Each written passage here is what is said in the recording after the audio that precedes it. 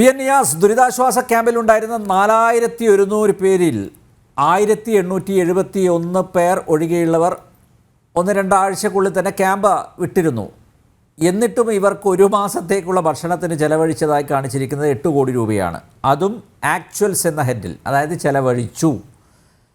അതായത് ശരാശരി 1000 രൂപയിലധികം ഒരാൾക്ക് ദിനംപ്രതി ഭക്ഷണത്തിന് ചെലവഴിച്ചതായിട്ടാണ് കാണിച്ചിരിക്കുന്നത്. ഇതിൻ്റെ അർത്ഥം എന്താണെന്ന് മനസ്സിലാവുന്നില്ല. കേരളത്തിലും പുറത്തുമായി മലയാളികൾ വൻതോതിൽ ദുരിതബാധിതർക്ക് വസ്ത്രങ്ങൾ എത്തിച്ചു നൽകിയിരുന്നു. കട കാലിയാക്കി വയനാടിന് അയച്ചു കൊടുത്തവരുണ്ട്. നമ്മൾ കണ്ടതാണ് ഇതൊക്കെ. എന്നിട്ടും വസ്ത്രങ്ങളുടെ ചെലവ് എങ്ങനെ ആക്ച്വൽസ് എന്ന ഹെഡിൽ 11 കോടി വന്നു? എല്ലാ കണക്കുകളൊക്കെ ഇങ്ങനെ പെരുപ്പിച്ച് കാണിച്ചിരിക്കുകയാണ്. ജനറേറ്റർ പ്രവർത്തിപ്പിച്ച വകയിൽ 7 കോടി രൂപയാണ് കാണിച്ചിരിക്കുന്നത്. ഇതൊക്കെ സാമാന്യ ബുദ്ധിക്ക് നിരക്കുന്ന കണക്കുകളാണോ അഡ്വക്കേറ്റ് നിയാസ്?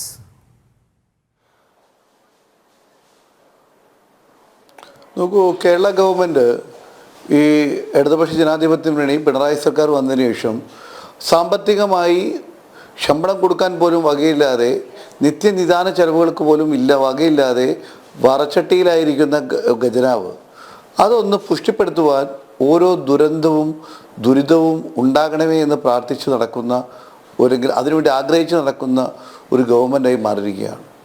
നമുക്കറിയാം, ഒന്നാമത്തെ പിണറായി സർക്കാർ വന്ന കാലത്ത് ഓഖി ദുരന്തമുണ്ടായി. അന്ന് കേന്ദ്ര സർക്കാർ ഏതാണ്ട് 1600 കോടി രൂപ ഓഖി ദുരന്തവുമായി ബന്ധപ്പെട്ട് കൊടുത്തു. അതിൽ 270 കോടി രൂപ പോലും ഓഖി ദുരന്തവുമായി ബന്ധപ്പെട്ട് അവിടെ തീരദേശ മേഖലയിൽ ചെലവഴിക്കേണ്ട തുക പോലും ചെയ്തില്ല. ഒന്നാം പ്രളയമുണ്ടായപ്പോൾ കേന്ദ്ര സർക്കാർ കൊടുത്ത തുക വക മാറ്റിയെന്ന് മാത്രമല്ല, അത് CPM-ൻ്റെ ആളുകൾക്ക് അവർക്ക് അവരുടെ പാർട്ടിയുടെ ബന്ധപ്പെട്ട ലോക്കൽ കമ്മിറ്റി ഭാരവാഹികൾക്ക് വരെ അടിച്ചു മാറ്റി കൊണ്ടുപോയത് പിടിക്കപ്പെട്ടു എന്ന് പറയുന്നത് ഒരു യാദൃശ്ചികമായ സംഭവമല്ല.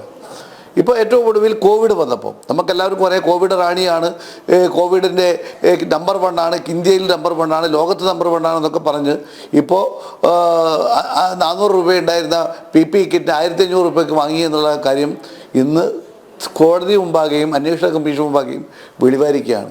ഇങ്ങനെ ബാക്ക്ഗ്രൗണ്ട് ഉള്ള ഒരു ഗവൺമെൻറ് സ്വാഭാവികമായും നമുക്ക് മനുഷ്യ മനസ്സുകളെ വേദനിപ്പിക്കുന്ന രീതിയിൽ 359 മൃതദേഹങ്ങളാണ്, അല്ലെങ്കിൽ അതിൻ്റെ ശരീരഭാഗങ്ങളാണ് നമുക്ക് തിരച്ചിലുള്ളവർക്ക് കിട്ടിയത്.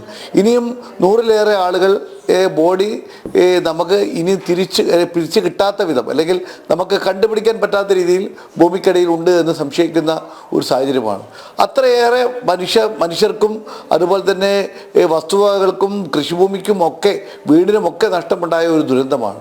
സമാനതകളില്ലാത്ത ദുരന്തമാണ്. ഈ ദുരന്തത്തിൽ കേരളത്തിലെ ജനങ്ങൾ കൈമൈ മറന്നു സഹായിച്ചു. പ്രതിപക്ഷം ഒരിക്കൽ പോലും ഒരു കാലത്തും ഇല്ലാത്ത രീതിയിൽ വലിയ രീതിയിൽ മറ്റൊന്നും ആലോചിക്കാതെ ഈ ക്രൈസിസ് നേരിടുന്നതിന് വേണ്ടി കുറിച്ചാണ് ആലോചിച്ചത്. അങ്ങനെ ആലോചിച്ച് മുന്നോട്ട് കൊണ്ടുപോയപ്പം എനിക്കിപ്പോൾ ഇവിടെ നേരത്തെ ഗോപാലകൃഷ്ണനും അതുപോലെ തന്നെ ഷാജാനും പറഞ്ഞ ഒറ്റ കാര്യത്തെ ഞാൻ പറയുന്നത്, ഭക്ഷണ കാര്യത്തിൽ ഇന്നലെ ഞാൻ ഹോട്ടൽ ആൻഡ് റെസ്റ്റോറൻറ്റ് അസോസിയേഷൻ്റെ ഒരു ഭാരവാഹിയുടെ വീട്ടിൽ ഞാൻ പോയിരുന്നു. അദ്ദേഹത്തിൻ്റെ അമ്മ മരിച്ചത് സംബന്ധിച്ച് പോയതാണ്. അപ്പോൾ അദ്ദേഹം പറയുകയാണ്, അവിടെ നടന്ന മുഴുവൻ ദിവസങ്ങളിലെയും ഈ കോപ്സിനും അതേപോലെ തന്നെ നമ്മുടെ ഈ ദുരിതാശ്വാസ ക്യാമ്പുകളിലേക്കുമുള്ള വളണ്ടിയേഴ്സിനും ഒക്കെയുള്ള പൂർണ്ണമായും അവർ സൗജന്യമായാണ് നൽകിയത്.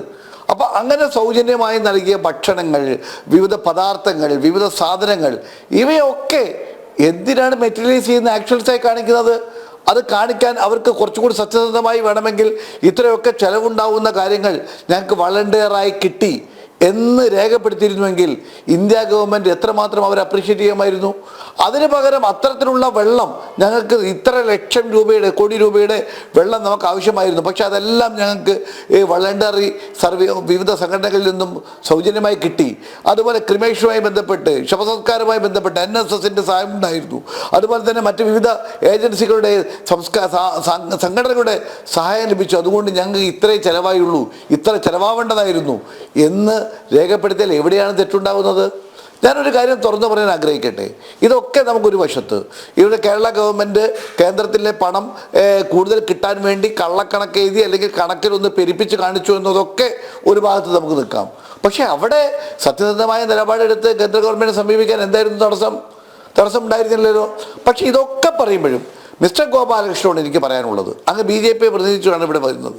ഇന്ത്യയിൽ ഈ വയനാട്ടിൽ മേപ്പാടിയിൽ മാത്രമല്ല ദുരന്തമുണ്ടായത്.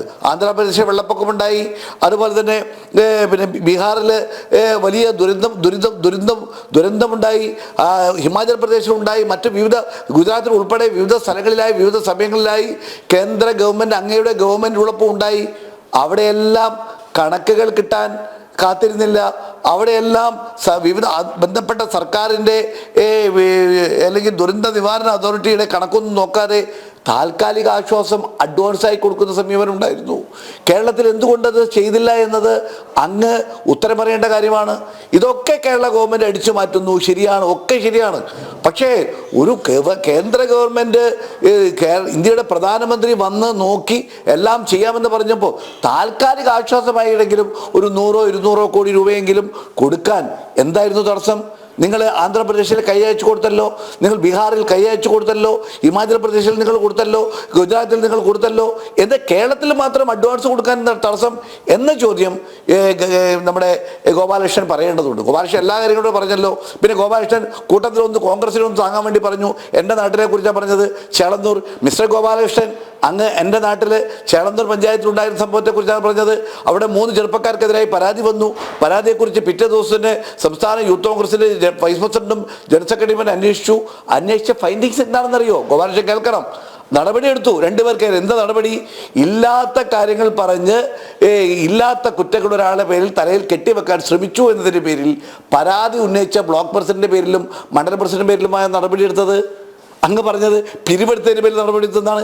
ഇതിനിടയിലും ഈ കേരള ഗവൺമെൻറ് ഇതിനിടയിലും എങ്ങനെയെങ്കിലും പണം ഉണ്ടാക്കാൻ വേണ്ടി കള്ളക്കണക്കുണ്ടാക്കുമ്പോൾ അങ്ങ് ഇതിനിടയിൽ എങ്ങനെയെങ്കിലും കോൺഗ്രസിനെ ഒന്ന് പ്രതിക്കൂട്ടിലാക്കാൻ കള്ളക്കഥ മനഞ്ഞുണ്ടാക്കുന്ന ഒരു രീതി ശരിയായില്ല. അത് CPM ചെയ്തപ്പോൾ ശരിയായില്ല.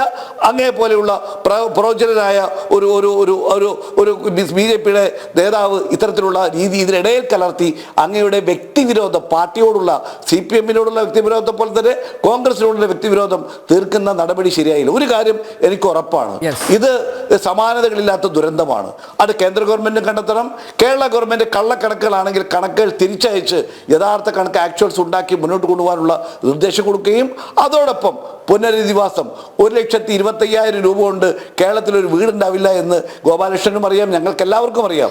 അപ്പോൾ ഇത്തരം കാര്യങ്ങൾ പ്രളയ ദുരിതവുമായി ബന്ധപ്പെട്ട് നടത്തിയപ്പോഴും അതേപോലെ തന്നെ ഓക്കി വന്നപ്പോഴും സർക്കാർ അതിന് പ്രത്യേകമായ ഫണ്ട് കണ്ടെത്തണം. അപ്പോൾ 1.25 പുറമെ ഓരോ വീട്ടിനും ഇത്ര ലക്ഷം വെച്ച് എന്ന രീതിയിൽ ഒരു കണക്കാക്കി കൊടുക്കുന്ന രീതി ആന്ധ്രയിൽ കൊടുത്തതുപോലെ ബീഹാറിൽ കൊടുത്തതുപോലെ കേരളത്തിലും ഉണ്ടാകണം.